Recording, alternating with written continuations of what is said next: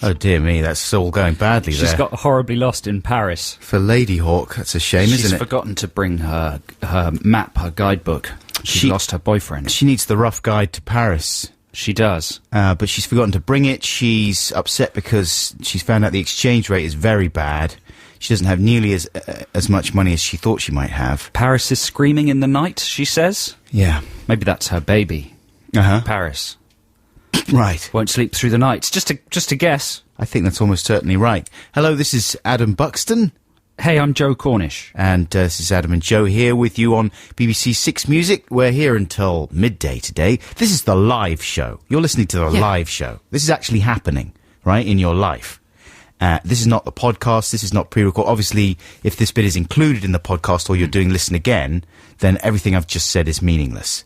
But right now, Saturday morning, this is actually happening. And it's going to be an amazingly exciting show. It is. We're going to have some exciting Stephen updates.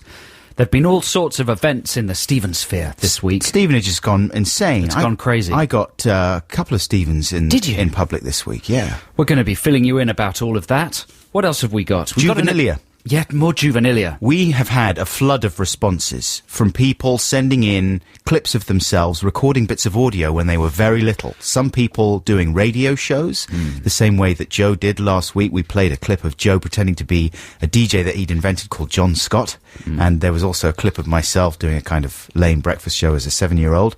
And we've had loads of clips from people doing similar things. And also just some very funny stroke disturbing rambles from 4- and 5-year-olds that we're going to be playing later on in the programme. I stopped saying that sentence because I thought you were going to leap in there, Joe. No leaping.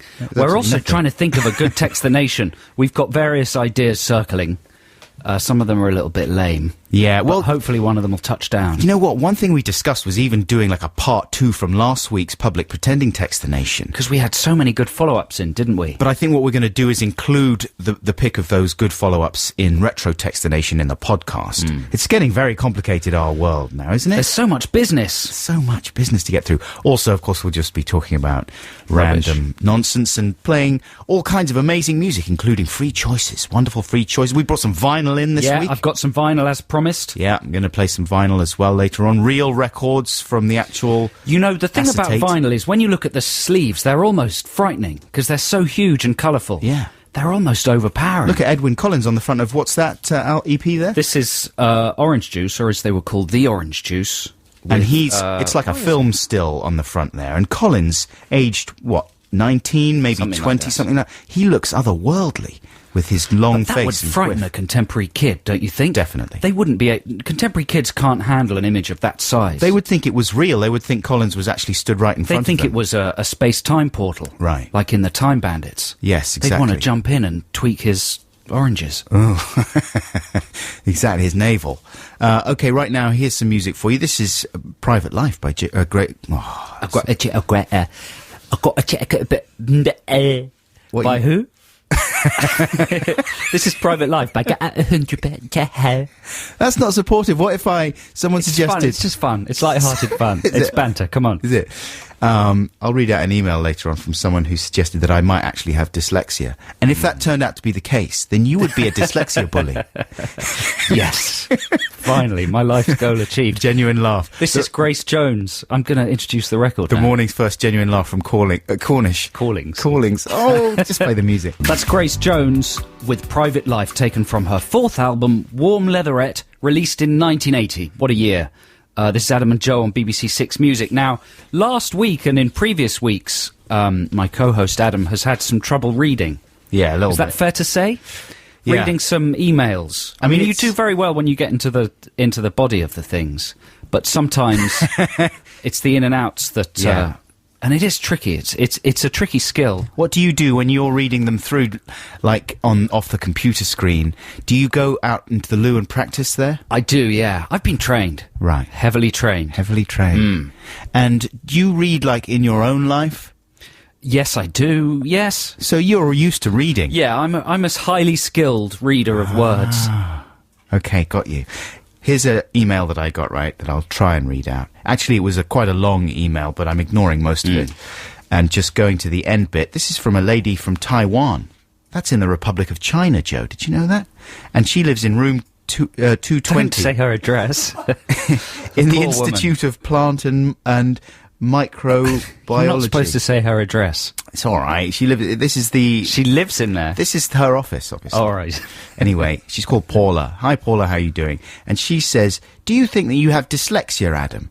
As you seem to have some of the classic signs. Maybe you're just borderline," she puts.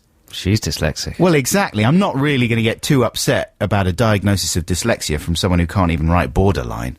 Do you know what I mean? Yeah. But what if she's right? Well, what if she is right? What's the test? How do you test for it? Well, it's complicated, isn't it? I mean, that's a proper condition, dyslexia. Yeah. Maybe we should get a doctor in. But if I start getting tested for dyslexia, who knows what else they're going to find? Well, it's you too could just late. limit their Don't you remit. think it's just too late for me? It's never too late, man. If you're seriously ill, then you should get something done about it. Dyslexia is not a serious illness. It is serious if you're Yeah, suffering but it's from that affecting the show. It's bringing the show down. Right. I think the BBC should pay for it. Well, I agree with Oh, you. you agree? Oh, you agree? I Yeah. think you've got West Countryitis, is what you've got. You're the cause of my dyslexia, because I don't have it anywhere else in my life. Look, I think you should try and read most of the emails today. How about that? All right, I will try. You be in charge But listen, of the if it email does reading. turn out that I do have dyslexia, which is a serious condition, then you could get fired for bullying. Yes. Do you realise that? Yes. Yeah. Yes. I mean, that could be a massive storm of Controversy. It could be just what we need Controversy. Exactly. to push us into the public eye. Right, well, so we need to get hold of a doctor. Well, if you know how to test for this condition, and we don't mean in any way to trivialise it, other than in the context of Adam having it, let us know how we could test for it. Yeah. The text number is 64046. Now, here's a free play for you, listeners, and this is from a chap called M. Ward. We played a single of his a few weeks ago, I think, didn't we? He's got a little hairy beard there, and he's got a nice, warm, retro sound. I think I read somewhere that, I don't know if he still does this, but certainly for a while, he only used to record on old analogue equipment. What's his name? M. Ward. Ah. And he refused to use any digital recording devices Right. whatsoever. That was a point of principle with That's M. cool. Ward. He's cool. If he saw any like computers or Back Pro off. Tools, he would Just calm down. start getting very angry and just, go back into his room with his tape recorder and go there and record there instead. What do you think of that? I'm scared by it. He's a hardliner. Yeah. Which is strange because when you listen to his music, it's really very mellow. So is this recorded in that way? I think it probably is. This is Have a called listen. Shangri-La, and this is from his new album, which is called Hold Time. Talking of bullying, which we were just before that lovely record, it was lovely. That was M. Ward, by the way, with Shangri-La. So natural and analogy. Thank goodness. Thank I goodness. loathe anything digital. As soon as I can whiff a little bit of 1 or 0 on anything, it gets me furious. But we were talking about bullying, weren't we? Yeah. You specifically Yeah, bullying me. you. We had an email in from somebody called Dan referring to a conversation we had last week about the Empire of the Sun, or Empire of the Sun, the exciting band. Yes. And we were talking about their imagery and stuff. And Dan says, hello, just listening to your show, heard you talking about Empire of the Sun. I'm friends with the frontman, Luke Steele, and he was far from hassled about his individuality when he was younger. I know the banter between the English and the Aussies always revolves around the English thinking of us as brutish and the Aussies of you as wet rags. Is that true? That's the national stereotypes, yeah. And playing up to these stereotypes is all very entertaining. However, I thought Six Music was above the stereotyping and more about the music. What's his name, this chap? Dan. Come on, Dad, grow up! Obviously, you are wrong. We're not above that kind of thing at all. No, you're right, Dan. We shouldn't pander to lazy stereotypes. What did we say exactly? Well, no, all I said was that I was surprised given how extremely flamboyant and ridiculous looking he is, right? That he was... I speculated that he must have had a hard time growing up with that level of ludicrous flamboyance in somewhere like Australia. Right. Which is generally thought to be... And I did say at the time, I said this is a lazy generalisation, but you could say that comparatively Australia would be a harder place than most to grow up looking like that. He was far from hassled about his individuality when he was younger, says Dan. In fact, which means he was cock of the walk. That's right. Do you think he came into school wearing his... G'day, Luke. You're looking adamant stripe? absolutely ridiculous this morning. I love it. I absolutely love it. Now, I love class- what you've done with your hair this morning. Sprayed half of it pink and the other half green. Usually we discourage pupils from coming in dressed in anything other than school uniform, but the way Luke's dressed this morning, I mean, Struth. Struth, Luke, you've elected not to wear pants this morning. That stripe across your eyes is terrific. Yes. The cockatoos nesting in your armpit hair are provocative. And you've painted up your buttocks there. The size of those shoes, the right one's a metre wide, the left one's tiny, absolutely tiny. I don't know how you squeeze your foot in it, mate. And you appear to have taken a lady's bra and used it as shoes. And the way you've still got your umbilical cord attached and you've tied a shoebox with glitter on it onto that, that's really pushing it over the edge. Well done, mate. Well done, mate. In fact, I think the whole class should stand up and salute Luke for the way that he's come into school this morning. But He's Luke, an example to us all. In future, don't bring the tiger, mate. It's just mauled Tommy. Tommy. The tigers are dangerous. Yeah, not the tiger, You've mate. gone too far with the tiger. Yeah, and can you get the spaceships to hover a little higher? They're Yes. just they're grazing the heads of some of the younger pupils. And also, Luke, you're not a robot from the future, just to tell you. But everything else is great, and good on you. What a brilliantly accurate depiction of the Australian accent. What was his name there who sent the email again? Dan. There you go. You happy now, Dan? That'll solve those issues. I think it's time for a trail, isn't it, Ben? Here we go. Oh, Ben, where's the trail? There you go. That's for any listener who's at sea or is a sailor. Who was that? Or a pirate. Captain Pugwash. Was that the... What was that? That was the Wonder Stuff. There yeah. you go. That's not new Wonder Stuff, is it? That's old No, Wonder it's from Stuff. 92. They haven't reformed. I mean, they've Welcome reformed to the for cheap gigs, haven't they? seats. But I don't know if they're producing new actual music. So listen, Joe, last week, right, on Friday when I came to London before our show, I was cycling down in South London and crossing a busy junction when I saw, right in the middle, a wallet, a big fat wallet on the road. So I leapt off my bike as soon as there was a lull in the traffic. I had to do it quickly because it was a really busy junction down there near the Oval. And I scooped up the wallet and immediately pulled over onto the side of the road by a pub and had a drink. And I was there for about To celebrate the wallet? No, I didn't have a drink. I just pulled over and I inspected the contents of the wallet.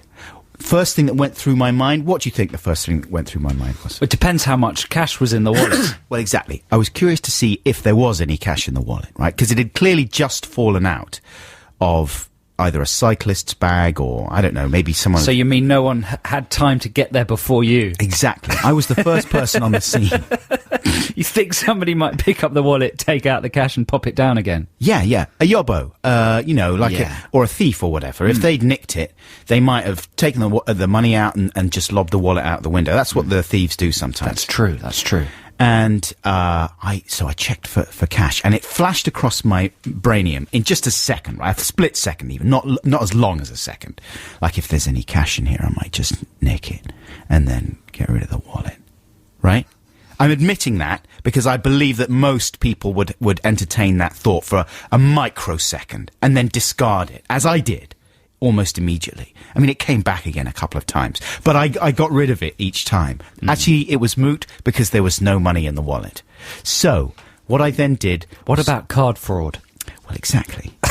I can't help noticing that sometimes, despite the world of chip and pin and super security, sometimes you go into a shop, there's absolutely no chipping and pinning. It's the telephone ordering, though, isn't it? Exactly. You can buy anything on the telephone with a card, right? All they do is flip it over and ask you for the security code on the back. That's right. What kind of security is that? It's a joke. You can go telephone shopping mad. You can go telephone shopping mad for about... Catalogue shopping. At least a day, I would say, before the bank get wise.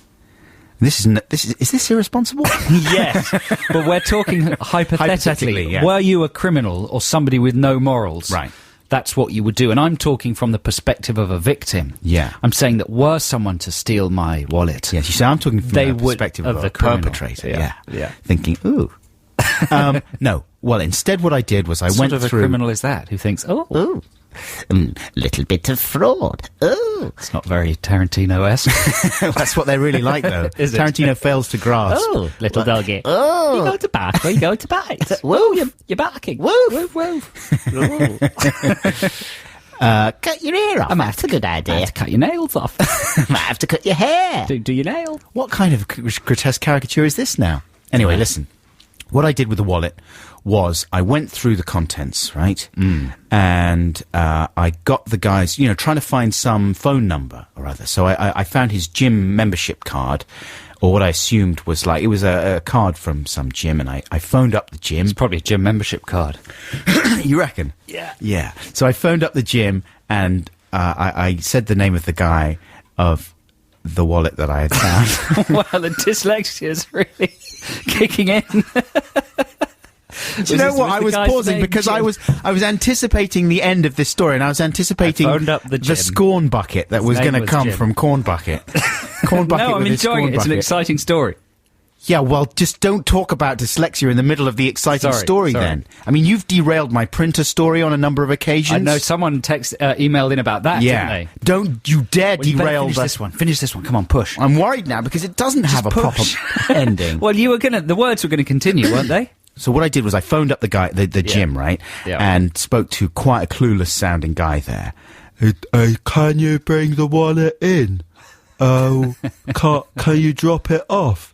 No, because I'm in South London and your gym is in Norwood. Yeah. Well, why are you calling? Well, because I was hoping you could get in touch with this member and then tell him that I found his wallet and give him a call, thinking that they would have his details. Oh, so you want me? So I would call him, and you would drop off the wallet. So no, it took a while to establish what I wanted, but eventually the guy said He was gonna do it. dyslexic too. You're going to be in trouble, man. I am going to be in trouble. And sure enough, it worked, though. The guy sorted it out. And a few minutes later, I got a call from this chap. He said, "Oh, you found my wallet. I'm so grateful. Thank you." He cycled round to my house. He wasn't too far in South London. And I got such a huge amount of pleasure from, not making a big deal out of it, right? I just handed it over. Just opened the door. Yeah, hi. Yeah, I'm the wallet finding guy. Haven't stolen anything from your wallet. Might like to have a look. Absolutely nothing missing. I'm just going to hand it over. I'm not going to Little make did he know you'd replace the entire contents with duplicates. yeah, little plastic cards that I just scrawled on.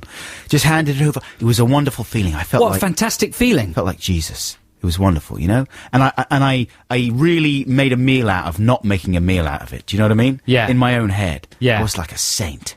That's a good story, man. We should talk further, but we got to go to the news. Stop, shut up. This music's still playing. That's Milk with Love, Get Out of My Way. Is that Milk with Sean Penn? Singing No, they've got an E on the end, as you say. That was a record that went out to all dogs or anyone who likes ultrasonic whistles.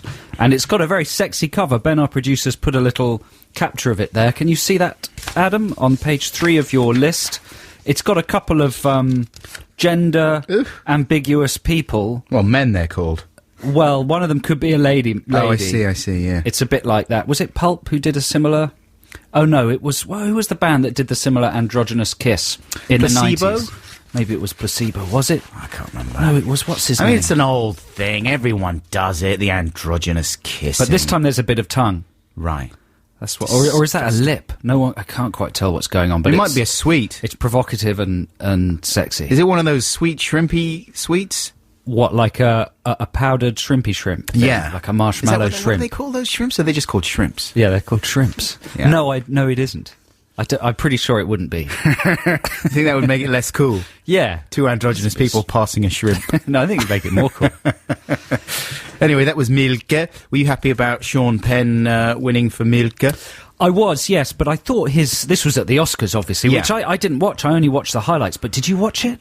You know what? I can't figure out how to get my Skybox to stop switching itself off automatically. Really? You've got the sleep button or Yeah, something. so I programmed. only taped an hour of it and then it switched off. Or rather, I only taped an hour of Fern Cotton's. I had to stop myself doing some swearing in the middle of saying her name there. Coverage of the red carpet Right. stuff. Why does she have to cover everything, Fern Cotton? Because she's very peppy. I know, but is there no one else? I mean, she's wonderful and talented and beautiful, but there must be other people. Like you. Like me. And me. On the red carpet. But no, so I didn't really see... all I heard was stuff on the radio thereafter, bits of speeches, Kate Winslet's so-called restrained speech. Well, that's the thing, seeing as you ask, what's his face? Sean Penn, he did a very self-aggrandizing speech. Self-effacing, surely. It was, but it was in this sort of weird cosmic language, as if it was a bit of Marlon Brando dialogue from Superman 1. Mickey Rourke has risen again. Phrases like that, you know, as if this is an event that gods hold I didn't hear for that mortals. bit. Whereas all the British speeches were very self-effacing. Yeah. It was Danny Boyle jumping up and down like Tigger, and Winslet talking about shampoo bottles. Yeah. Kind of letting the air out of the whole thing. Whereas Milk was still in what's his name? Penn. Sean Penn was still in old school Oscar mode. I prefer that, though. You know, the whole thing... Grandiosity. The whole thing of Winslet and her shampoo bottle rings totally hollow to me anyway. In a way that it doesn't with Danny Boyle so much, you know? Because it's empty. Yeah, the shampoo bottle. Yeah. She's used it all. Yeah. Yeah, fair enough. Not that I begrudge Winslet her wins. She's a wonderful, talented actress. I can't wait to see Revolutionary Road. It's top of my list of must-sees. Is it? Yes. It's been out for weeks. I love domestic drama. Any I kind of want to go domestic and see it, but my lady friend says it's too depressing. Oh, really? I know. Yeah. Apparently, it's not a good date movie. No. It convinces you that Just marriage about, is a pointless marriage and children are misery. hollow institution. Yeah, I know. It's a tough one in that respect. But maybe I'll just go on my own. Yeah. But I was glad that Penn won for Milk because he is very, very brilliant in that film. Even though, as Rupert Everett says, isn't it weird that only a straight man can play like one of the most famous gay men in history and get a big prize for it? Why, you think if it was a gay guy playing him, he wouldn't have won? Yeah, possibly not. Or no, Really? he wouldn't have got cast in the first place. In that, Really? yeah, it's still the same thing, you know. Because the public can only handle pretend kisses. Exactly, yeah. They can only handle a pretend gay. Yeah. You know? Yeah. I mean, the whole film's about homophobia and everything like that, and you still think, well, homophobia is still a very big part of the movie industry. Yeah. In a lot of ways. Yeah, definitely. Don't you reckon? Is that controversial? I'm not sure it is, but it maybe it's right in a way, yeah. Like in terms of how the outside world perceives it, yeah, this is getting a bit serious. Yeah. Listen to Rupert Everett's, or read Rupert Everett's biography, Red Carpets and Other something. He talks about it at the end. Okay. It's interesting. Anyway, what was I saying? Oh, yeah, I was going to say that I was sad that Mickey Rourke didn't win. That's sad, isn't it? But he's won lots of things. He's won his He's had Globe. a great year. But you think once you've won the Globe, you're a shoo-in for the Oscars. It's cruel to be robbed of the Oscar. Listen to you. You're talking like Fern Cotton now. In a second, we're going to have a go at launching Text the Nation, listeners, but let's have a bit of music first. Are we going to have some Jimi Hendrix? Yeah, this is a guitar player from the olden days who used to set fire to things. This is called Purple Haze. Jimi Hendrix there with Purple Haze. This is Adam and Joe on He BBC says, Six Music. "Excuse me while I kiss this guy." Does he say that? Yeah, sounds like it.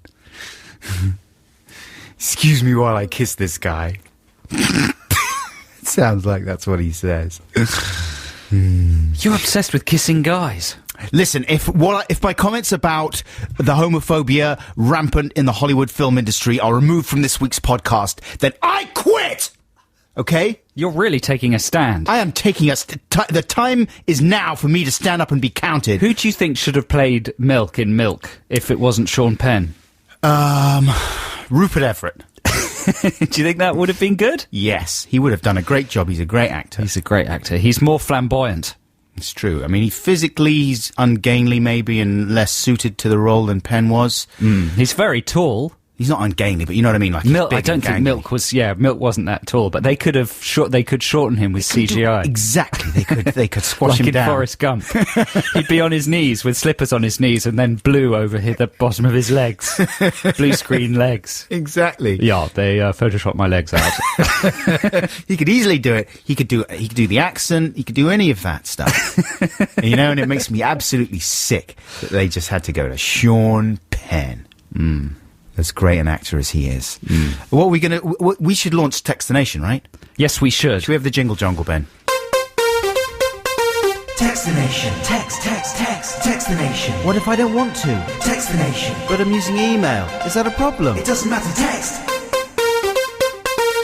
So, listeners, I was looking through my vinyl this week to try and find something to play. I'll be playing something off vinyl a bit later. But I came across a kind of a valuable collectible. Oof. That when I first acquired it, I thought was going to be like a sort of family heirloom. Right, what was this signed Beatles record? No, this is a signed copy of The Lexicon of Love. By ABC. That is a classic album. Yes, signed by all of the band. No way. Martin, Tristan, Herbert and Tony. Wow. What are their names? Yeah, Martin, Tristan, Herbert and Tony. Yeah. They all signed it in silver. Yeah. And I bought it in Woolworths, the late great Woolworths. Where did you get it signed?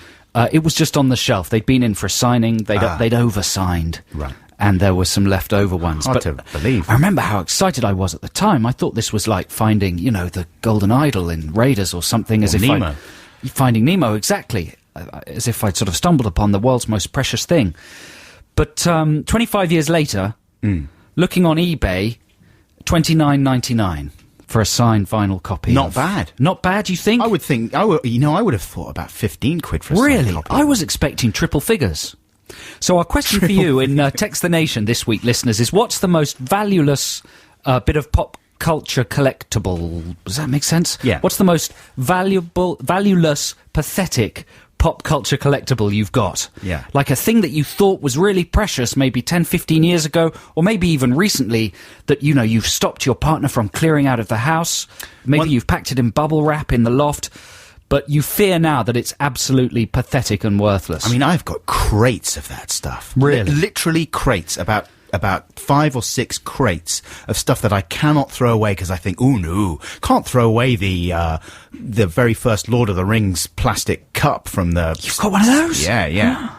I got a big... What sort of a cup? Well, it's like a big gulp thing. Oh, I've got a Fifth Element big gulp. And it's got lenticular on it, so when you turn it round, Frodo's doing things. I mean, I thought... How much do you think that's worth? Well, absolutely nothing. I would say 30p, 50p maybe. Oh, I'm going to find out now. All I've done, the only thing I do with it now, and I wince to think of it now, is that at some point my wife used it to put some paint in. She was doing some painting. Right. She put a bit of paint in there. Here they are. 3 Lord of the Rings Return of the King holograph cups. Are yours Return of the King? That's the last film. Oh, maybe it is Return of the King. Yeah, how much? $3.99 for 3. That's more than I thought. Really? $3.99 for 3. $3.99 for 3 That's on still eBay. more than I thought. But I've still got those, even though they're covered in paint now and everything, and totally messed up. They wouldn't even be worth $3.99 for 3. The text number is 64046, listeners. Text us in the most worthless, pathetic item of collectibles that you possess. The other thing, are we extending this to hoarding in general or not really? I mean, we've talked before about things that you can't throw away, like my collection of Mojo magazines and stuff like that. Which I still don't understand why. Well, some of those have collectible. I mean, the word collectible is used very, very loosely, isn't it? Yeah. It's as if all you have to do is write it on something and then that object becomes collectible. Yeah. You could write it on some litter or a wall or a tramp's head or something. And then if you put a signature on it as well. Right. Then it becomes really... But magazines sometimes have collectible issues, right? Yes. Empire always do. Like for Empire's birthday, was it? They had 100 different covers. So presumably somebody out there's collected all 100 and is expecting them to increase in value. Did Mojo ever do that? Sometimes, yep. They had the Beatles covers. Like, haven't they got some Who covers at the moment? 2 Who covers. One of Pete Townsend and one of, like, the old Sellout Daltrey covers. Oh, right. I think they've got collectible covers at the moment. Are they worth anything? Well, surely not. At the moment, they're probably worth about $4.50 or whatever. Right, the whatever the cover costs. price is. Yeah, but no, I mean, I can't believe that they would be worth anything, even in 100 years' time, really. They would be worth marginally more than the cover price. I'm very happy to be corrected if that's not the case. But the stories we'd like, I suppose, it's a sort of ratio of how coveted they are to how worthless they are. Yeah. Do you know what I mean? The lengths you go to protect them, to stop people throwing them out, to take care of them, not to have them damaged, to pack them away, and then as time passes, you realise that you've completely wasted your time. Because I did find a load of stuff the other day that I've kept with me, not exactly collections of stuff, but I had loads of packets of photographs, like old school photographs that I'd taken to the printers and got back, and kept them all religiously, wouldn't throw any away. Like now with digital photography, when you're skimming through them, right? and organising them, if you're that organised, then you get rid of all the blurry ones, right? And the ones that are absolutely rubbish, you just trash them. But you didn't do that, really, with old school photographs. You'd keep every single one, even if it was a bit blurry. I'm not sure photographs count. Do they not? Well, they're not really acquired, are they? Yeah, but it's things that you find difficult to... No, that's a different topic, isn't it? Yeah. It's good, though. Listen, here's some... the tech number is 64046. Here's some vinyl. We said last week we were gonna bring some vinyl in and play some vinyl, but what's happened is I bought it in this morning, and then our producer Ben said we couldn't actually play it, spin it live in the studio. We had to sort of burn it off a turntable onto digital. Are you upset that I've told them that? Well, it comes to the same thing. It's a completely pointless thing to admit. Yeah. Do you think? Well, it's obviously you're going to be broadcasting it digitally anyway, because that's the way that this radio station is broadcast. I wanted to hear the needle go on the vinyl and the popping and stuff. You wanted to put the needle on yourself, is what you wanted, and fool around with it. And maybe tickle the stylus a bit. Yeah, maybe that would have been rubbish anyway. But see if you can hear any sonic difference in the quality of this recording that's come off vinyl. This is Orange Juice from their... EP, The Orange Juice, or was it an album, The Orange Juice? This is called I Guess I'm Just a Little Too Sensitive. You can definitely hear that it's vinyl. Do you think? Yeah, because you can hear the treble on the hi-hat there is a little frayed. Do you know what I mean? Oh, the bass is supposed to be a bit more sort of warm and deep on vinyl, isn't it? Because digital recordings tend to sort of crispify everything. They're quite trebly, aren't they? We're using all the technical terms. Crispify, frayed. But you know when you get a low quality digital recording and it sounds as if it's being channeled by aliens. All the compression is horrid, yeah. Yeah, and there's weird tones and notes and sort of tinny whistly sound to everything. Yeah. It doesn't have that, does it? No, it does not have that. No, it is much more warm and analogue. I tell you who'd like that. Who? Your bloke that likes analogue things. M. Ward. Yeah, he'd love that. He would absolutely love That's that. the only track he'd like on today's show. Yeah. He'd be furious about the rest. Be absolutely livid. Livid? Let's not hear how that would sound. Why did you make that face then? It's like because I thought you were going to go livid. You wanted me to go livid? Yeah, but I'm enjoying getting you excited, then stopping it. Winding me down again? Yeah. Now it would be insane for me to go livid. Why were you doing that? Because of the expression on your face. You're like a little geezer that's about to blow his puppet top. Man. I'm not your bouncy puppet man with dyslexia. Why have you come in this morning thinking, I'm going to treat Adam like a bouncy puppet man? I'm going to accuse him of having dyslexia. I'm going to tease him. I'm going to take him to the brink. Coming in the morning. I'm going to take him to the brink of blowing his top. And then I'm going to pull him right down it's again. So easy, though. It's just Why fun. do you think it's easy? It's easy. You know what? I wish everybody could come in and have the fun that I have. It's easy because I want to make you happy. Oh dear. Let's have some music. No, let's have a trail. Oh, a trail, is it? Yeah, trail for Merchant. Merchant's back. It's not my favourite Blur track. Did you watch Damon and what's his name, Mr. Cox, playing together for the first time in ages no, I at didn't. the NME Shockwave Awards? No, I missed the Shockwave Awards. So did I. I had to go to bed because it was about midnight last night. I had to be up early. What were you doing watching it even? Thinking that there might be some bad behaviour? I turned on and I saw Charlie Brooker give an award to the Boosh. Oh. And that was amusing. And I remembered our time at the NME Awards. Oh, yes. When was that? Burned 10 into my years mind. ago or something? Around, yeah. And it was not a happy experience for either of us. We were accepting an award on behalf of Travis or something. That's right, yeah. But it was so rowdy, it was unpleasant. Somebody kicked over the podium. Gruff Rhys. Was it Gruff Rhys? Yeah. It was scary.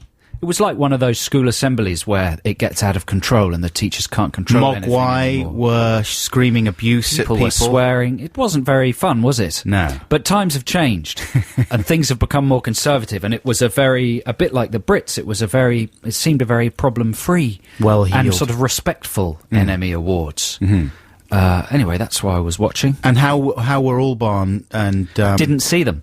You didn't? No. I'm sorry I brought it up. Well, so am I. I'm sorry that I said that it wasn't my favourite Blur song. It's not a constructive thing to say after you've just listened to a piece of music. No. You know what I mean? If the DJ ostensibly is playing the music and then he says, I didn't really like that one. Yeah, why would we play it if you don't even like it? Well, it was on the playlist, but I mean, I love Blur, right? And I do like that song, but it's not my favourite. Plus, it has that very slow, which is deliberately designed to Fox DJs, right? Presumably, that's part of At the beginning. Yeah.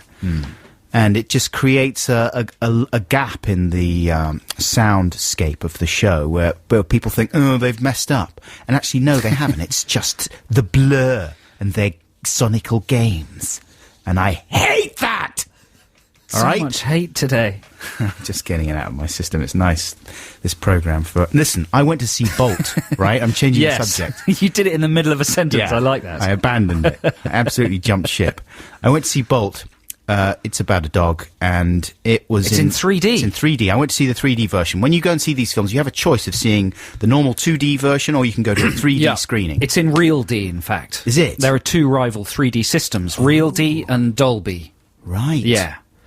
I met the guy that runs Real D when I was in America. He was very nice. Was he? His name was Josh. I bet he's nice. He invited me to come over and look at some 3D things. Yeah. Why don't they call it Reality? Because they're not as clever as you. Yeah, that's the reason, isn't it? Reality. Yeah. I mean, Real D. I mean, they're just missing a trick not calling it Reality. You're right. I would think. Yeah. Well, that's another conversation, Why isn't it? am I not more famous and rich? I just can't understand it. So it is another conversation. I went to see it in 3D or Real D or whatever you want to call it. And I saw about 4 or 5 trails for forthcoming CG-based attractions in a similar vein, all in 3D. Monsters vs. Aliens? Monsters vs. Aliens was in there. Coraline? Coraline, yeah, that looked really good. About a little girl who finds a portal in her house to a magical land where everything's slightly different, by the guy who did Nightmare Before Christmas. It's a Neil Gaiman book, yeah. Henry Selick. Right, yeah, looks great. Done it. Anyway, all these things were in 3D, and it was pretty gobsmacking. The 3D is amazing now, right? And you've got these little glasses that they're slightly larger Wayfarer or Ray-Ban. Yeah, they're not red and blue anymore. No. They're just like sunglasses. They're It looks polarized. exactly. It looks like everyone is wearing Blues Brothers style shades in there, and they're just slightly large. It doesn't look too ludicrous. Everything about seeing a 3D film has been sort of fixed, and the 3D itself is amazing. The most amazing thing is the company logos that come at you, right? Yes. For all the actual makers of the 3D and stuff, to the extent that there were even gasps in the auditorium a couple of times, right? Appreciative gasps and whoops of joy at a couple of the 3D bits before the film started. Then Bolt starts, right? Bolt's a good fun film. Children really enjoyed it. Actually, that's not entirely true. My son Frank didn't enjoy it so much, because you know the premise of Bolt. Yeah, I hear that Bolt's not that sympathetic himself, is he? He's an arrogant dog. He's quite an arrogant dog. He thinks he's got superpowers. Well, the film is about a dog who genuinely believes that he is a super dog. It's a bit Truman Showy, isn't it? Right. And he discovers throughout the course of the film that actually that's not the case. He's just a normal dog who was part of a TV show where he'd been conditioned to believe that it was actually real. And my son was very disappointed when that happened, because what's fun about that? He wants to see a film about a dog with real powers. You know what I mean? Like, if you're a 7-year-old, being told that actually, in reality, you don't have superpowers is not a fun thing to be told. Anyway, so he was a bit disappointed about that, but no one could quibble with the quality of the actual 3D. No quality quibble. No quality quibbles there. Oh, no. It actually seemed real and happening. I was in there. Yes. For about 10 minutes. And then my brain adjusted, and I completely forgot that I was watching a 3D film. And my brain did what a brain always does when you go and see a 2D film. It took you into the film and made you forget that actually it wasn't happening. I.e., it allowed you... I'm not explaining this well, but if you go and see a 2D film, right? Yeah. Then after a while, if you're sufficiently absorbed and enjoying the film, you forget about the fact that it's 2D. You're in there. Yeah. And the same thing happens in reverse when you see a 3D film, right? Yeah. And I was thinking, like, why are they plunging all this money and excitement into a technology that actually is... I know, the problem... cancels itself The problem out? is I know too much about this. Right. And it's not very entertaining. Yeah. And it'll go on for ages. But why I mean, is I it really that- do know too much about the Z-axis. Yeah. Axis, rather. But why do they think people need to see films in 3D Well, when the brain... Josh, the head of Real D, I asked him exactly this. I said, Yeah. does it wear off? And he said, no, it doesn't wear off, because the main application for this technology is military simulators, where they have to sit and... or they have to sit and watch it all day. Yeah. So if it wore off, then our boys in the military, and Yeah. girls, would be endangered. But for a So he cinema claims audience... that it doesn't wear off. It does wear off. Oh, it doesn't wear off. You're still... If you remind yourself consciously... Oh, but you just forget about the effect. Yes. Yeah. And you're no longer amazed Yeah, by but you it. become more absorbed. But that's the thing. Do you? I just don't know if you do. I just think you watch it and after a while, after you're used to it, your brain adjusts and that whole part of the experience is eliminated and you're just watching another film. And the Maybe. fact that it's projected in 3D is completely meaningless. Yeah. And actually, if it was suddenly in 2D, you would sort of think for a second, oh, it stopped being 3D. But again, you would get used to it in 5 minutes and it would just be a I normal don't know. film. I can't answer this. I want you to answer it! Oh, God. I'm going to stop shouting now. But it's interesting, though. It don't is you think? interesting. Yeah, no, it is interesting. It is interesting. Let's just have a little think about it. Okay, some music. Should we have some music? Here's Doves. We're going to come back to that. Come back to it in 20 years' time, right? When the industry has woken up to the fact that they are wasting their time! That's Doves with Kingdom of Rust. This is Adam and Joe on BBC Six Music. It's time to catch up with some Text the Nation submissions. Let's have the jingle. Text the nation. Text the nation. What if I don't want to? Text the nation. But I'm using email. Is that a problem? It doesn't matter. Text. And Text the Nation this week is all about the most pathetic collectible thing you've ever bought. Something that claims it's going to be valuable and is collectible and, mustn't be thrown away or in any way damaged, that years later is clearly worthless and a complete waste of time. I still have my Train Spotting VHS collectible set with free glasses. free and- glasses. Oh, free shot glasses. No. Like shades with orange glass in them. Yeah, cool. Round spectacles with orange glass. I mean, no, not cool. And also a Rizla holder. And basically, it was A really... drugs kit. Yeah, it was like a bit of lame drugs paraphernalia. Along with a copy of the film. And I think the script as well. Really? Yeah. I mean, obviously I didn't buy it for the film. That's collectible, I man. wanted the glasses and the Yeah. Rizla holder and the lighter. Yeah. With Train Spotting written The across the side. syringe. How much do you think that would be worth? I don't know. It's easy to find out these days on eBay. Yeah. I could find out. Make a little note of it. Now, can you do it now? I think it'd be fun radio. Do you think the tip-tapping on the keys? Let's have some text from people then. Here is one from John in Bristol. He says, "Hi guys, in 1997 I spent a whopping £20 on a 12-inch copy of the Manic Street Preachers' debut single, apparently signed by the whole band from a record shop in Norwich." That's where you live. Yeah, you always Yeah. say that. Oh, look, Norwich, It's Adam. exciting. Yes. Even though the shop owner was arrested for forging autographs the following month. It was all signed in an unconvincing crap biro. Did you listen to that last bit? Yes, I did, yeah. Arrested for forging autographs. He still can't throw it away. It lives in his dad's loft. So that's a forged, signed Manic Street Preachers debut single. That's insanity. Wow, that's quite a good idea for raising money, isn't it? Forging stuff. Yeah. No, it's not a good idea. But, laws are going to have to be pushed a bit in the recession, aren't they? That's what I say in What does court. that mean? So, Mr. Cornish, would you like to make a statement? Yeah. A little bit grey area. Yeah, but what is Isn't that- forgery? Well, Mr. Cornish, forgery is when you deliberately mislead people into thinking that something is signed by Richie Manic and actually it's Maybe that's just a you. better Text the Nation. I had an idea for raising money. Oh, I won't go into that, actually. That's a different Text the Nation. Criminal. Note that down. What criminal behaviour? Well, it could be a good Text the Nation. Things that are just on the edge of a little legality. bit dodgy. Yeah. Or forging a signature of someone and selling an album. Yeah, but can you prove it? Yes, What if the easily. Manics were drunk that day? What if they were hungover and their hands were a bit shaky? Can the Manics prove that it's not their signature? Graphologists are employed to do exactly They're that. fallible, No, they're not. aren't they? Yeah. Okay. You win. Case closed. Here's another one from Pierre in Birmingham. "Hello, Adam and Joe. I went to great lengths of sneakiness and subterfuge to swipe a towel from off the stage at a Polyphonic Spree gig." That's a bad start Sweaty already. towel. There's about 40 of them. Just random people turn up for that band. He continues, "I've kept it safe in my room for about 8 years, convinced it's a piece of rock history, when in reality it's just a plain white towel like any other." Ah, well, that's a different debate. There is though, a isn't lead it? guy in the Polyphonic Spree, isn't there? Yes. But What's they're a his name? collective. Happy, Johnny Happy Johnny Face. Happy Johnny Face. Yeah.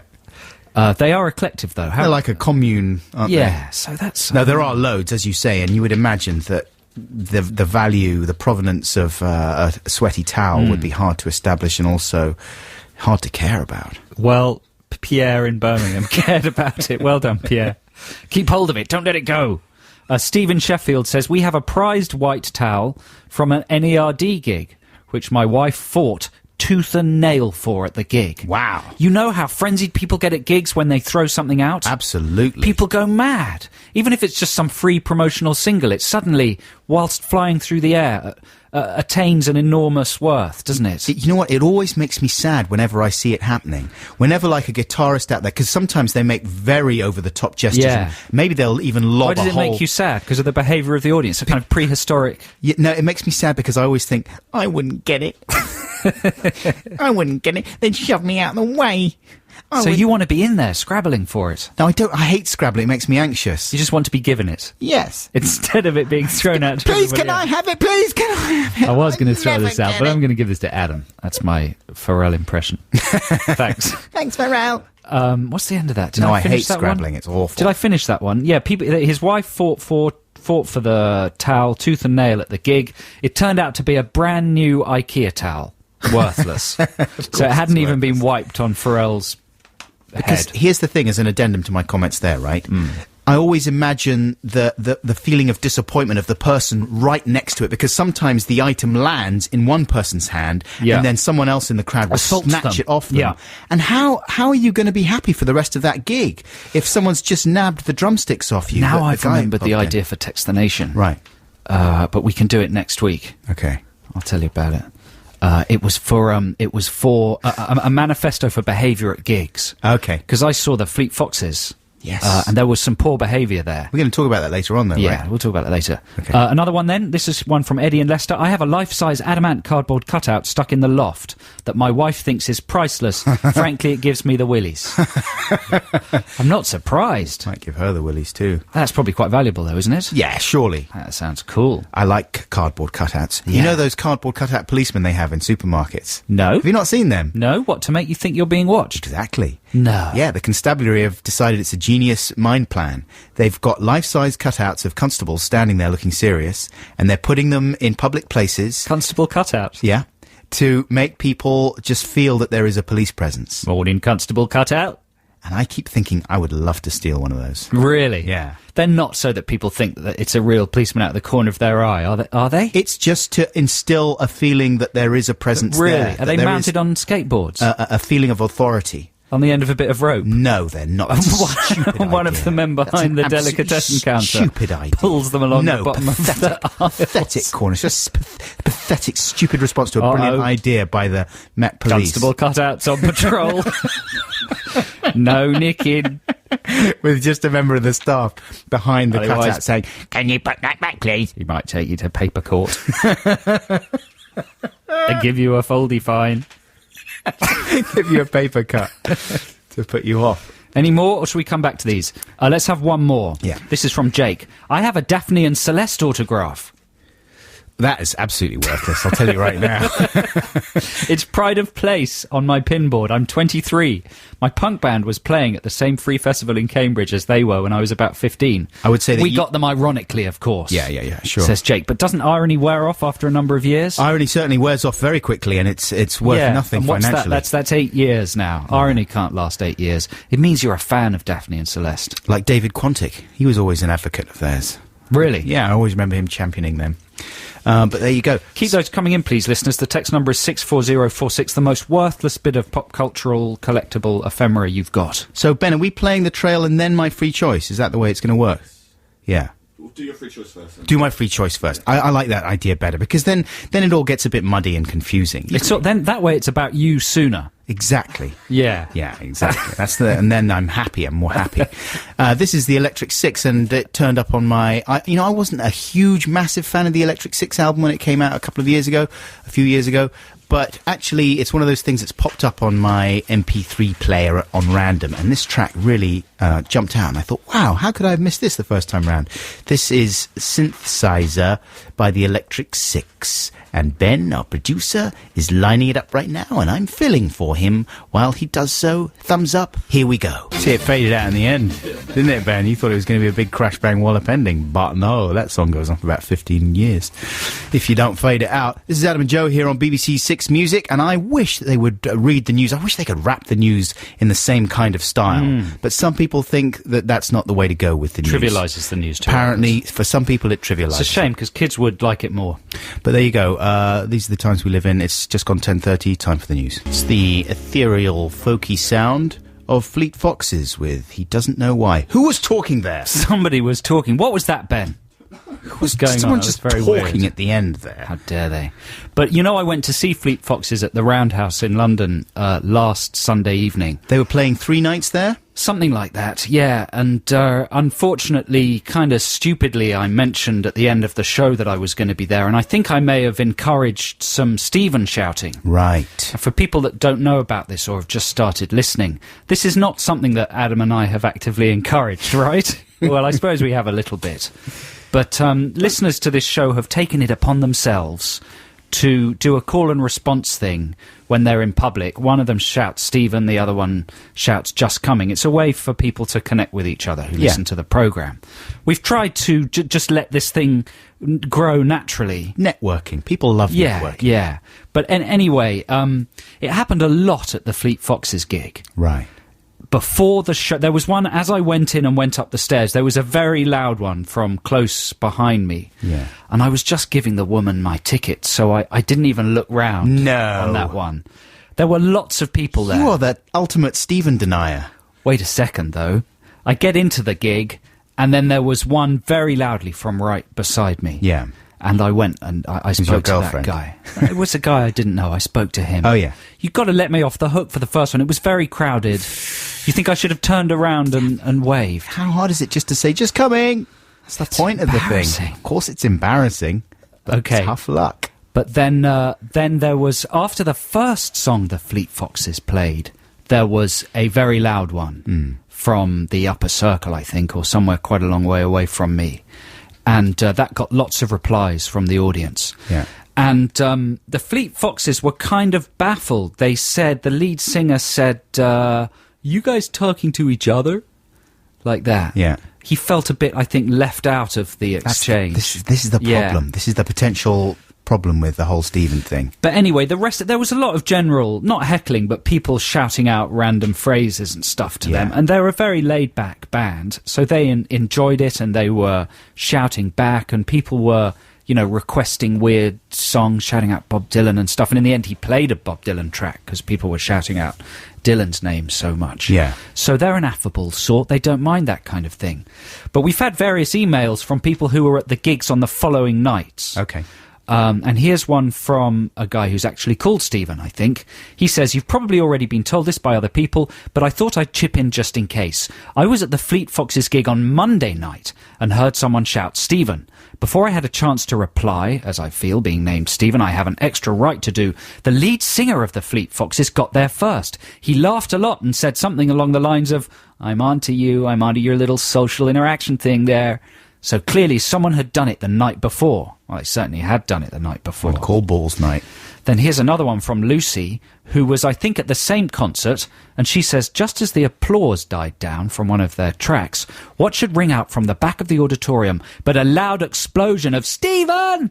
As if not shocked enough by this sudden outburst, with lightning-quick reactions, a chorus of coming rebounded back from the stage. Yes, the Fleets, as Robin Pecknold stated, are onto you. We know there is no actual Stephen, he said. This was greeted with much laughter, particularly from myself and my boyfriend, for whom it was our very first public experience of Stephen. Oh, well, that's a happy Stevenage incident then. So they're onto it. And the reason is that they came into Danny Wallace's show during the week, right? And Danny Wallace and his Richard broadcasting Glover. partner, Richard, explained it to the Fleet Foxes. Here's a clip of that explanation.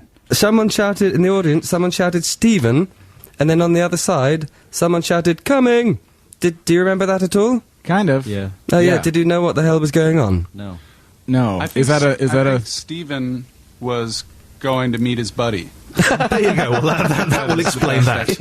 Well, thanks for transpired there. There was a lot of robust interactions last night. Well, I can clear this thing up for you so that you don't have sleepless nights. There's actually a couple of presenters on this show called Adam and Joe, and they have this thing that anyone that listens to them, randomly a person just out in the open can shout Stephen, and if someone else is in on it, they'll just shout coming, and then you know that in the world there's like-minded people, so it was a friendly, happy thing. So yeah, it's like Twitter.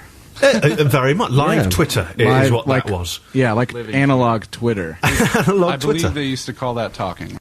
There you go. Yeah. So the final punchline to this whole story is the Fleet Foxes then set off to play in Paris, and we have a correspondent in Paris, 2 correspondi, Nick and Caroline, who say, Dear Adam and Joe, international Stevenage here from France, already weak-kneed with excitement about seeing the Fleet Foxes play in Paris, and the prospect of actually letting a Stephen loose into the audience reduced me to jelly.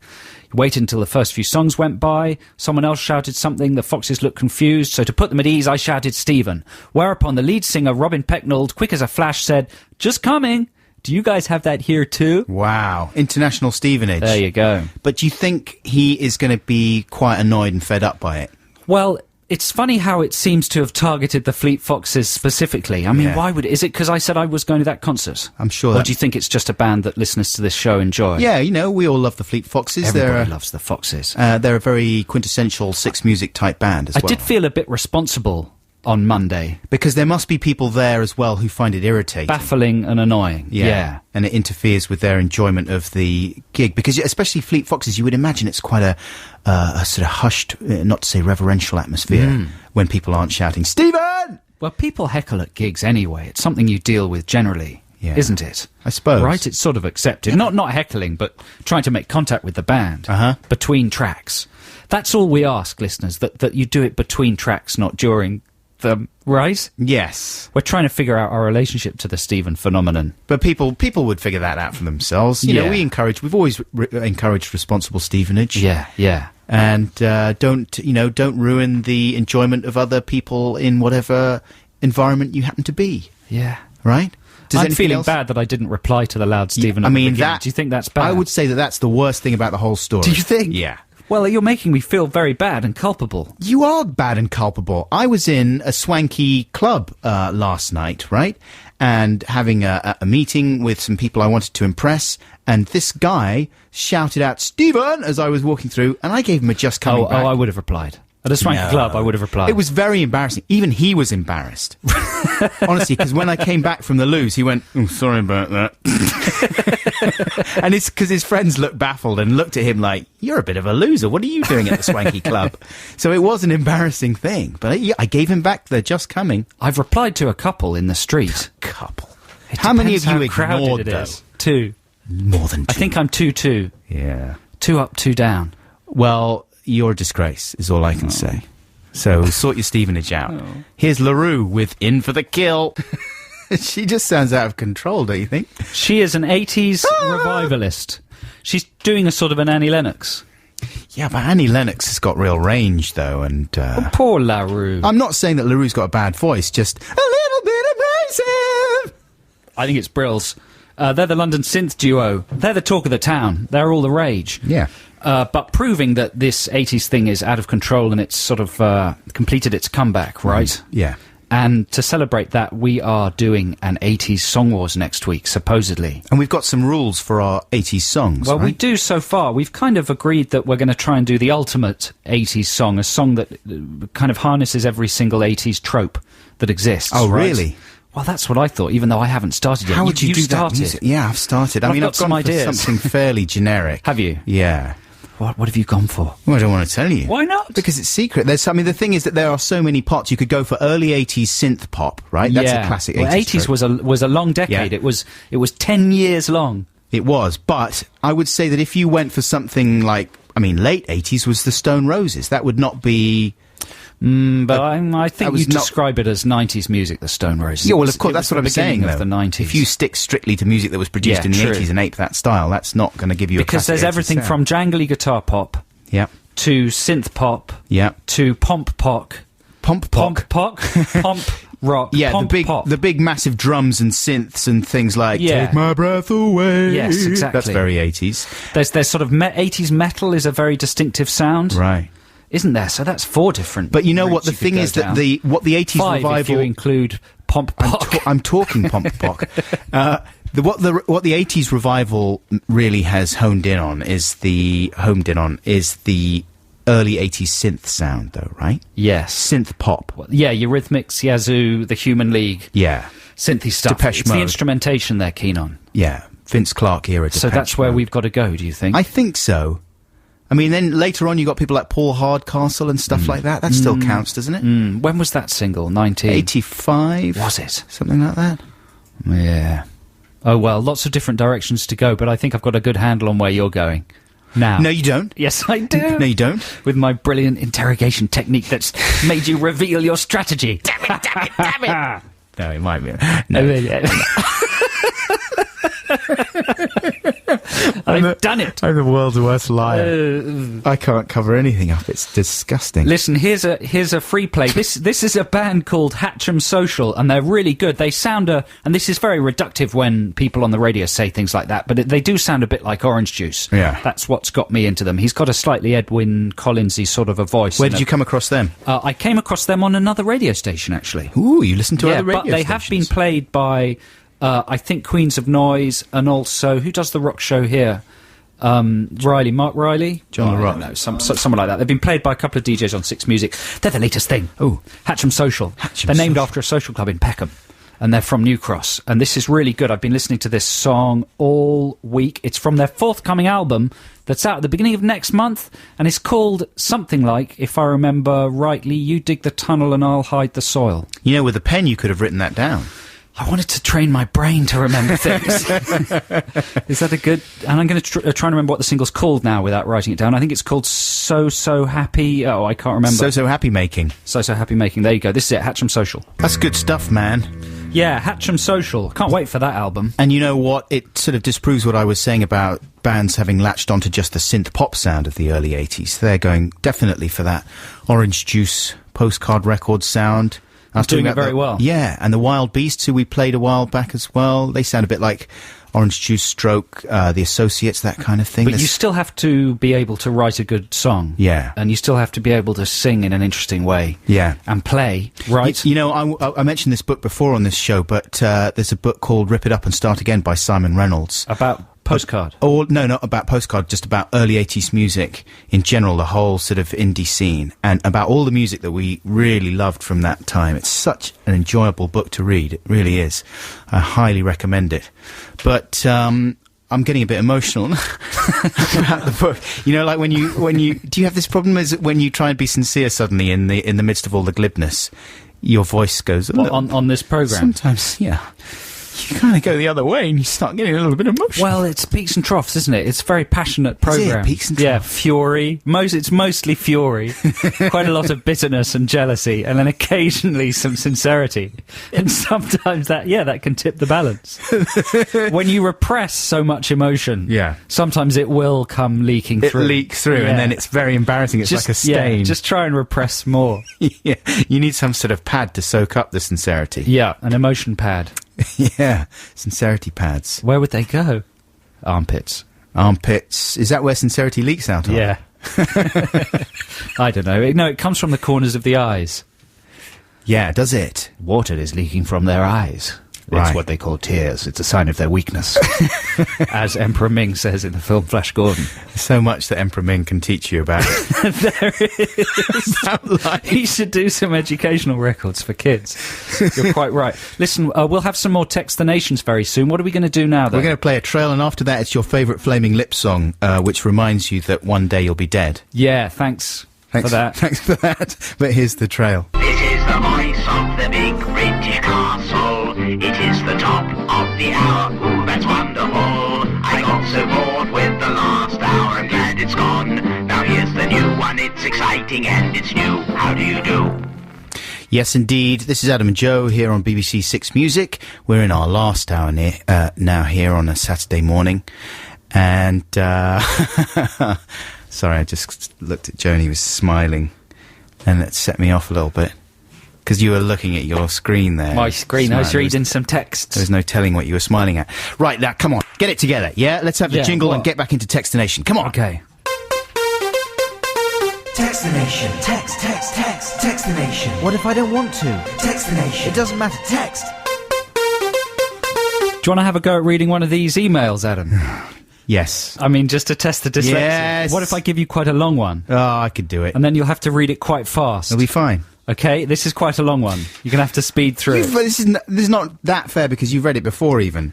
All right, here we go. Text the Nation. Can you just remind people what Text the Nation is about? It's about the most worthless items of pop culture collectibles you have collected. Right, this is from David. He is emailing from Singapore, and he says, at the climax of their concerts, Jethro Tull used to launch massive balloons, about 5 feet in diameter, with the Tull logo on them, into the audience. Much fun would be had as the crowd punched the balloons around the auditorium. At their concert at Hammersmith Odeon in 1989, on the Rock Island tour, one of the balloons hit the ceiling light and burst as the deflated gas bag spiraled to the auditorium floor. I knew I had to have it. It's a giant Jethro Tull balloon! It didn't land that close to me, but that didn't make any difference. I muscled my way over to where it looked like it was going to land and made full use of my full 6 feet 4 inches height. Oh my God, he's a giant, this guy, to pluck it out of the air. Success! Of course, success. You're a freak of nature at 6 Oi, feet 4. he's only an inch taller than me. Yeah, I'm joking. I'm just jealous because I'm a little man.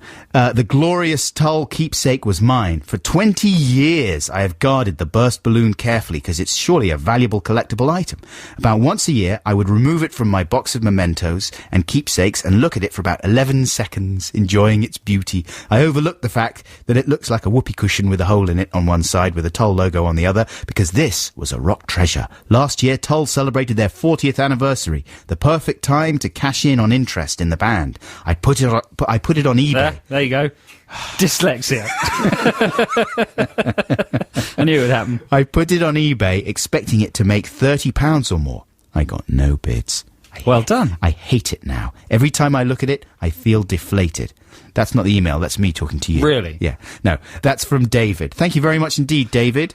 I think you'll agree I read out your message really rather well. You did a ruddy good job. Thank well you very done. much. I think you're off the hook. You're perfectly normal. Well done. Thank you. Here's one from Johnny. When I was 12, I visited New York with my godmother. This is a really good, pathetic bit of rock memorabilia.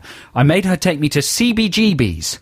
That's a famous rock bar, correct? Yeah, of course. That's where the birth of punk occurred, amongst other things. I expected to meet some cool bands there. However, it was the daytime. The only people there were some decorators. I wanted to get a souvenir to prove that I'd been there. And as there was nothing else around, I asked the decorator if I could take a roll of toilet paper, as there was a big box of them in the middle of the room. I took the toilet roll all round America with me and back home to England. I thought it would be obvious that the toilet roll was from CBGB's and that it would be valuable one day. It dawned on me that this wasn't the case when I was in the coach on the way back from Heathrow, and as time passed, I began to resent the toilet roll, which came to represent my painful transition from blissful ignorance to hardened cynicism.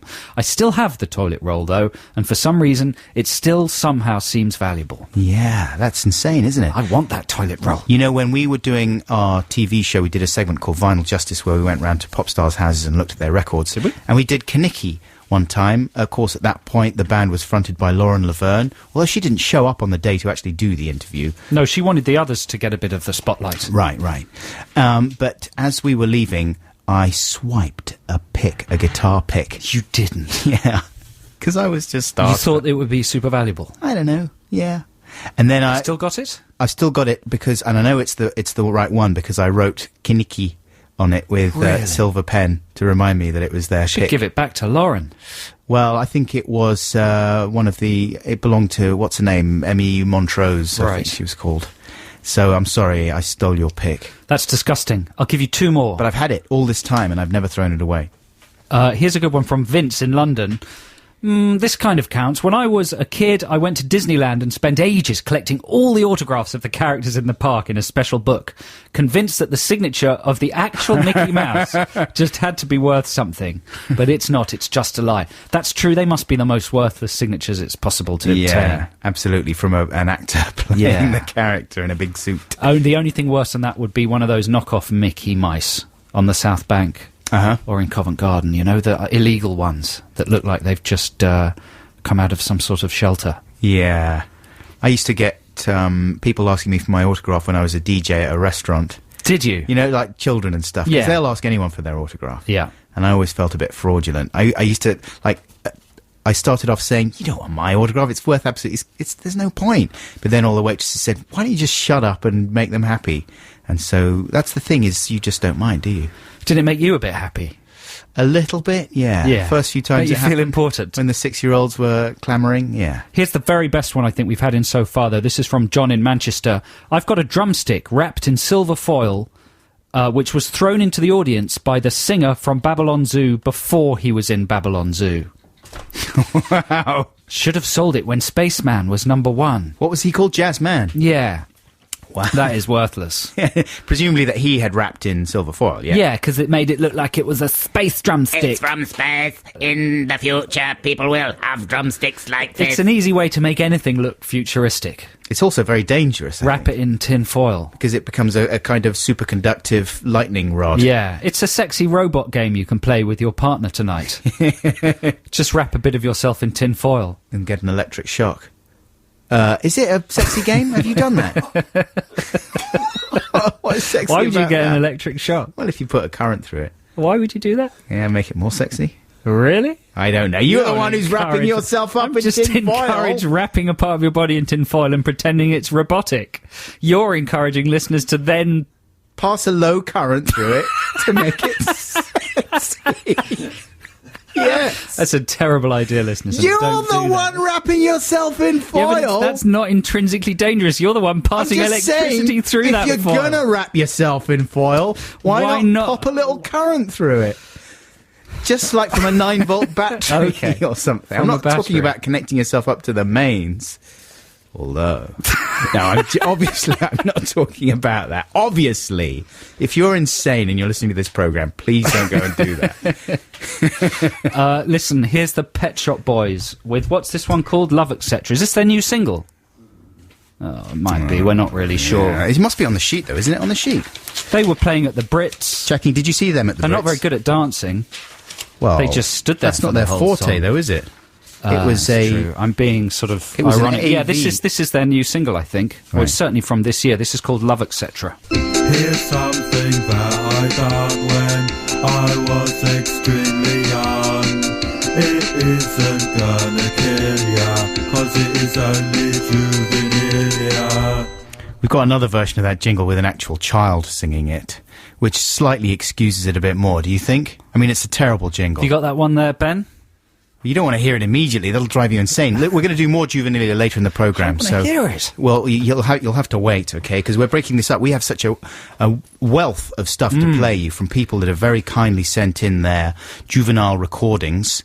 And this is following on from some clips that Joe and myself played of us pretending to be DJs last week. Yeah, and we have to tread carefully in this area because there can be sometimes nothing more sort of self-indulgent than playing clips like that. You know what I mean? Yeah. Childhood clips. But some of the stuff we've had through is just so insane and brilliant that we have to play it to you. And thank you to everybody who sent through an MP3 file of their stuff. We did listen to them all and had a very good chuckle.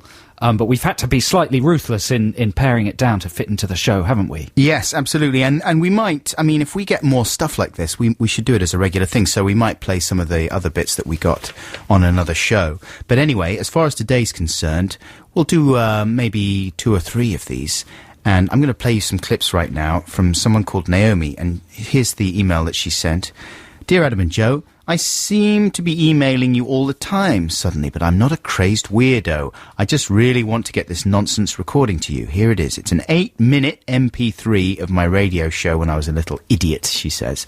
And we've cut it down, obviously, but it's all good stuff. She carries on. In the show, I seem to have a strong interest in John Major. Not sure why. It must be mentioned, though, that I didn't have a TV growing up, and so my reference to people was limited to mainly the news.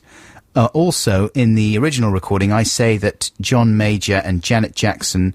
Oh, yeah, that's... No, that's quite good. She mentions in the original recording that they're going to have sex.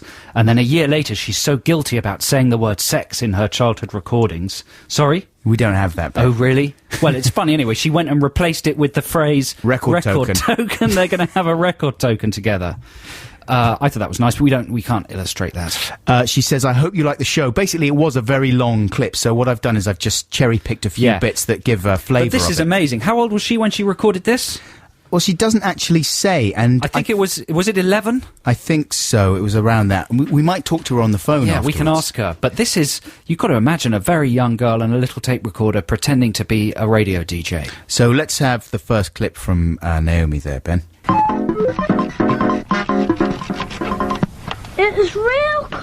song. It's by John Major, so it must be brilliant. Everybody around? Yeah! It's brilliant! Right. Here is another tune. So, off we go. Oh, my darling Butterman. Oh, my darling Butterman. Macaulay Culkin, Bryan Adams. This is a mixture of the both. Oh, why are you over there? Why are you here? I don't know, but why are you over there in the drunken seat? Because I'm over here. Why can't you come over here? Why do I have to go over there? I'm too lazy. I am too lazy. Right, that song was called Justice to the World. I'm so lazy. Why are you over there? Sitting in the drunken seat. That's incredible. Amazing. And what's that record she's playing at the beginning? That's her, I think. Is it? Yeah. Wow, she's a very creative and talented young girl. Have we got another clip? Yeah, we got a couple more clips. Here's a clip right now. She does another short song and references Danny Minogue in this song. She's rapping there, right? She's being the DJ and then she became the record. She was rapping. She was the artiste. Yes, exactly. And that was a bit of freestyle rapping. Uh-huh. Incredible. And she does something a little bit similar here.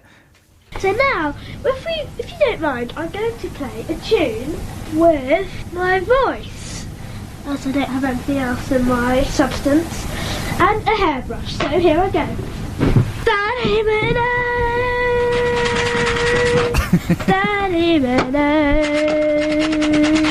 Sorry about that. That was rather a short burst. But it was actually sung by John Major, so it must be quite a good song indeed. Yes. She's just got... Danny Minogue! Danny Minogue! That was John Major with his new single, Danny Minogue. It must have been quite good. I'd want to live in that world. Major. Yeah, that's an excellent radio show. Here's one final clip right now. Before we actually talk to Naomi, because I think we've got her on the phone. Here's Naomi with the news. Right, this is some more news on Radio 3 in the morning. Tonight, actually. So, now, this more news I have for you is about George Bush. He set off his fire alarm to make everybody run to his house so he can have a bit of attention. More news in a minute. And the minute has gone very quickly because here I am again. This more news is about Paul Simon, the singer. He bought 10 donkeys and he's training them to do donkey rides at a fair. That is all I have tonight. How about listening to Michael Jackson blowing his nose? The bumblebee off his nose now. It stung him. Wow. So she's using all sound effects and everything. That's in there. incredible. We better get her on the line. Is she there? Naomi, hello. Hello. Wow, we're completely blown away by that. How old were you? Sorry? How old were you is the first question to ask. I think I was about 11. Wow. And how old are you now? I'm 29. 29. Well done. And what Thank you. I mean, what was the music you're playing there? That insane synthesizer stuff. The first one, it was. I think I had it on demo, and then I was on this little keyboard, and then I was switching between lots of different instruments and hitting notes. Just doing all I could at once, I think. Wow. And, you've got such an amazing repository of surreal juxtapositions and crazy names there. Where's all that coming from? Who knows? What was the John Major thing? Had you just found out, or you heard your parents talking about him or something? I think probably, I think I just found the name quite funny. Yeah. And I just like saying it, and the fact that I obviously knew nothing about politics, there was an abstractness to it. I just said it. You know? It just sort of cracked me up to say his name. George Bush setting his burglar alarm off to get the people attention. would come over because he likes the attention. What was going on in your house then? Were you locked in your bed? Well, no. Were you shut in your bedroom on your own there recording You know what? those? I think I did, by choice, shut myself in my bedroom. I could do it for, all day. I would just sit there doing it. And in fact, I got known for just leaving the tape recording in rooms and then going out. Really? I was just obsessed with my tape recorder, yeah. So what's your life turned into now, Naomi? What are you doing? I manage comedians. Do you really? Yes. What are you doing managing them? Yeah, you should. Have you never been funnier tempted? than most of the material that anyone I know comes out with. That's right. That's like early Vic and Bob or It's something. true, actually. Stand-ups aren't very funny, are they? But you do radio as well now, isn't that right? Yeah, I had a show on Resonance with my friend James the other night, and we're hoping to make that regular. Wow. And, it's a mishmash of nonsense and stuff similar to that. Do you feel you could ever capture that level of innocence and spontaneity without the use of drugs? Again? Without the use of what? I was just being glib. But do you feel you still got that... It's funny, actually. When I was talking to the assistant producer before on the phone, and she was saying, it's funny listening to something and not imagining being able to do that, and it's like another world. But it doesn't feel like that. I do sit down with my friend and we just sort of ad-lib nonsense sometimes.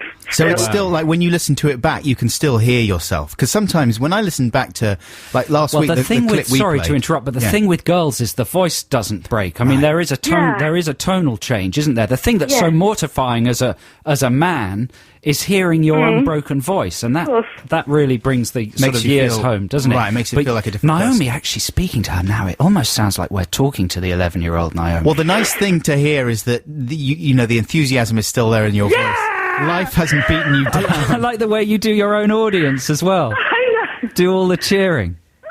And in fact, a lot of the sound was just like, because those tapes with the radio on top, you just switch between. Yes, so you didn't really know what you were going to get, which was part of the fun, just sort of saying something and then switching into the radio. It's really great, it's fantastic. Yeah, I bet, you know what, Naomi, I bet you're a really lovely person. Yeah. That's a little bit of sincerity leaking out of Joe there. Leaking out of my eyes. Naomi... I bet you're lovely too. No, I'm a sod. He's an idiot. Have you got like a website? Do you ever post any of your clips up online and stuff? No, but I do have I have a MySpace with my friend James for our band, You and Me. What's that called? It's We Love You and Me is the MySpace. I'd love to hear that stuff. I'll go and check it out. It's a bit sort of Mouldy Peaches-y type stuff. Yeah. Naomi, thanks so much for sending that stuff in. Absolute pleasure. That's brilliant, and well done to you and to your childhood self. Yeah, Thank you that's very incredible. much. Good luck with everything. We'll listen out for you on Resonance. Hope you get a regular gig there. Thank you. Cheerio. Let's have a little more music. Bye-bye. Then we'll come back to I Said Goodbye as if she was still 11. That was quite a patronising bye-bye. Bye-bye, Naomi. Careful on the stairs.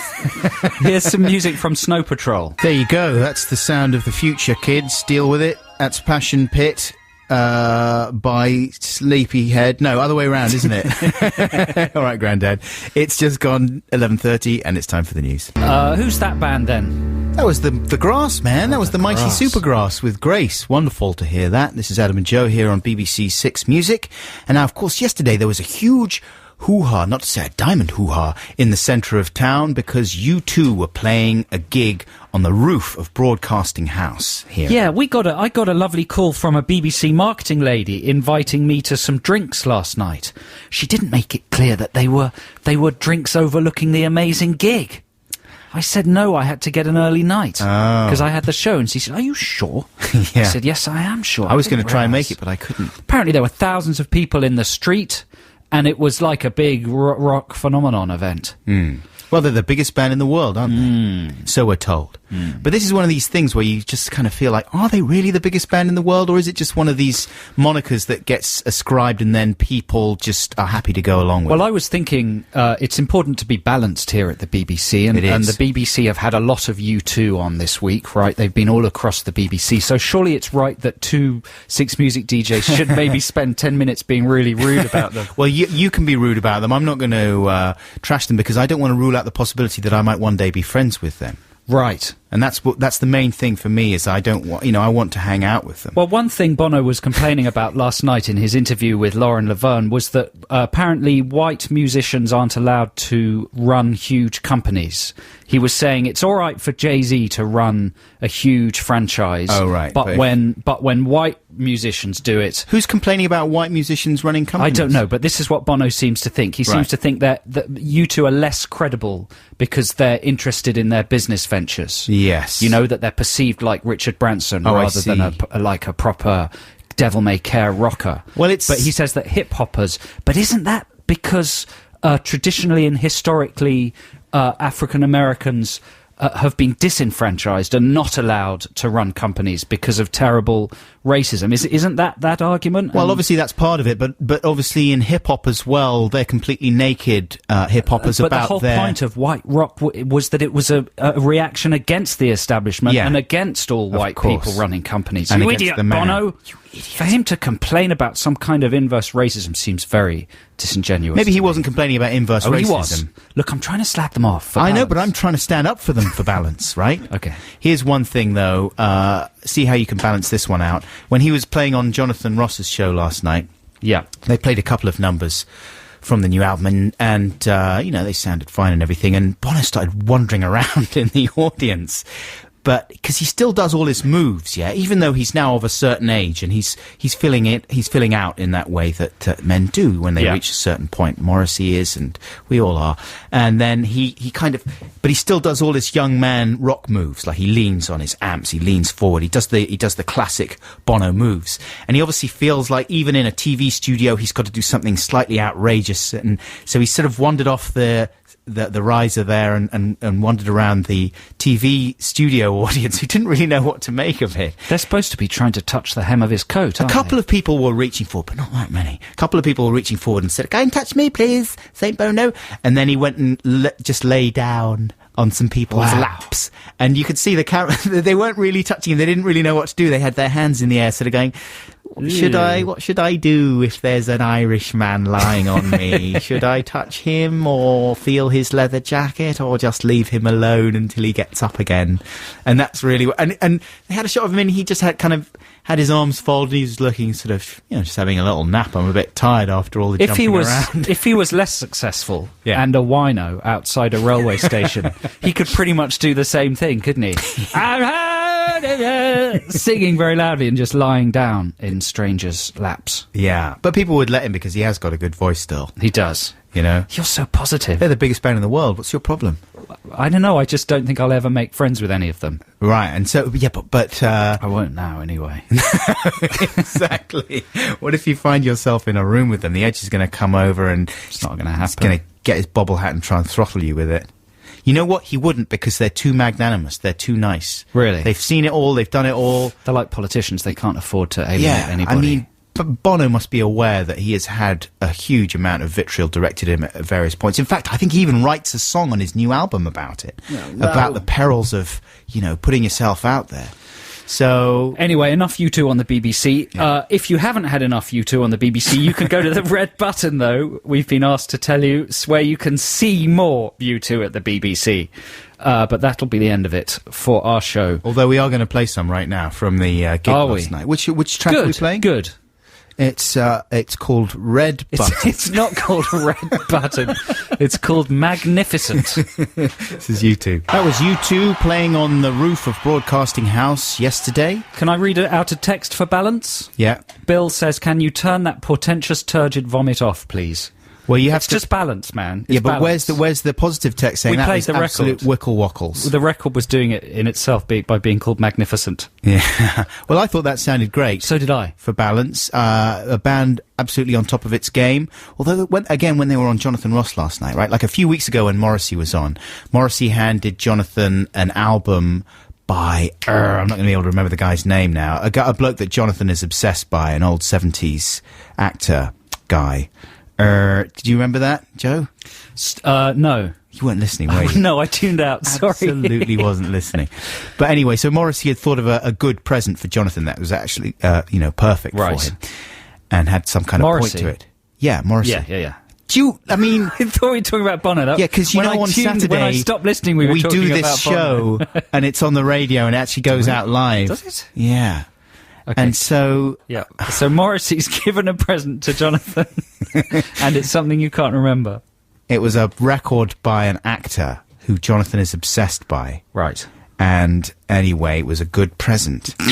Now this story is going to be no good because of your lack of attention to the early ending part of it. It could have been a great story. The ending is that U2 gave Jonathan a present, and Jonathan was like, "Oh, this is great. This is becoming a tradition, giving me a present." But it just turned out to be a copy of their album. Nothing special about it. It wasn't even signed or anything.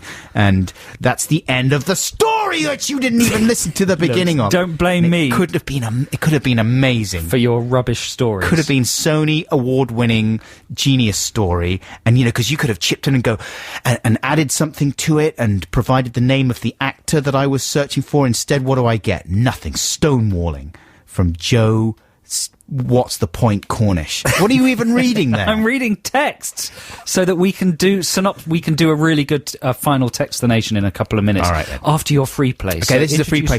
Earlier on, Joe brought in a bit of vinyl. He played some Orange Juice, and here is my bit of vinyl that I lovingly transferred and listened to the scratches, popples and crackles on Therapy Growth. Is this an obscure B-side by Thomas Dolby? It's a good track. It's a lovely track, though. Enjoy. Thomas Dolby there with Therapy Growth. And genuine snap, crackle and popping there. Not sort of digitally added snap, crackle and popping. No, transferred that off I don't know if you can get that track on CD. Maybe you can on one of his compilations. The Orange Juice one I played earlier, you can't get digitally. Uh-huh. It's quite frustrating. There's lots of Orange Juice you can't get. There's a compilation called the Glasgow School with lots of their tracks on, but loads of stuff that's on vinyl you can't get digitally. It's bound to be a question of time for the reissues, certainly. Shall we wrap up Textination? Yes, thank you to everyone who's texted. The subject this week was the most worthless item of pop cultural memorabilia that you've got, or supposedly collectible stuff. Here is one from Andy in Brighton. When I was 6 and on holiday in America, I was lucky enough to see a live performance of Sesame Street. Ooh, live Sesame Street. After it had finished, and being a naughtyish little boy, I ran onto the stage and managed to find one of Big Bird's feathers. Nice. I showed it to my mum, who instantly took it off me so I wouldn't lose it. She then kept it from me, as she thought I couldn't be trusted with it. I would often tell my friends about it, but I could never show them as I couldn't find it. This went on for about 20 years. What was his mum thinking? She can't be trusted with a Big Bird feather. He'd lose it and get upset. Yeah. She didn't want him to be upset with himself. Right. But then he doesn't get the benefit of actually having the feather. Yes. Well, until it's in the family. Yeah. Last year I got very angry with my parents, this is 20 years later, and accused them of losing it. The argument became quite heated, and my dad stormed off and got it for me. We do have the feather! It's now in my hands, and I'm still a huge Sesame Street fan. He refers to it as SS. Yeah. Andy in Brighton. That's not a good way to refer to it, though, is it? Hi, Adam and Joe. In relation to useless pop culture acquisitions, this is from Nick in Sheffield. My girlfriend's brother-in-law was in the audience at the Top of the Pops show that Nirvana played. Wow. Post-stage invasion, he got chatting to Dave Grohl and got his drumsticks. Good one. Unfortunately, he didn't get Dave to sign them, and so really they could be anyone's drumsticks. Yeah, but that doesn't matter. I've suggested he gets the sticks DNA tested, like a drumstick paternity test. That's like a rock and roll version of the Jeremy Kyle show. Yeah. Can they do that, I wonder? Just a little bit. I guess you can. Yeah, of course you can. Bits of Grohl's. If they can catch thieves via DNA, they can trace drumsticks. I imagine there's a lot of DNA in drumsticks. And imagine as what Grohl's done with them. They'd be covered in his DNA. Exactly. And finally, from Matthew in Just carry on reading. Incredible. The flood of images. Says, Dear Adam and Joe, years ago in 1989, my friend invited me to a Vanilla Ice concert. Not a fan of Vanilla, but wanting to ingratiate myself at my new school, I accepted the invite. During the concert, Vanilla threw his towel into the audience, and lo and behold, I caught it. Make me an offer. That is surely the most debased piece of pop cultural memorabilia we've had today. Is that worse than the tinfoil-covered drumstick from the man in Babylon Zoo before he was in Babylon Zoo? Much worse, because you've got Jazz Man's effort has gone into wrapping the stick there. You think the Vanilla Ice towel... I think that takes it. That takes Thank you very much indeed for all your texts and emails, and don't forget that you can keep those coming in if you're listening to this show on Listen Again or on the podcast, and your communications might be included in next week's Retro Textination on the podcast. Yeah, it's a bit complicated, but not that complicated if you think about it. That's it, though, isn't it? Yeah, we've got time for one more free play. Yeah, thanks for listening, everybody, and we'll see you at the same time next week. This is a track from the new Lonely Island album. Do you know Lonely Island? Oh, yeah, they did... well, you can't really say any of their titles No, on Andy, the they're radio. really good. They're on Saturday Night Live, and everyone knows who they are, but they've released a lot of their songs on an album called Incredibad. This is one that's sung by Jack Black. I've cleaned it up a bit, cut a couple of swear words out, but this is pretty funny to my ears. This is called Saxman. We'll see you next week. Cheerio, bye. Bye.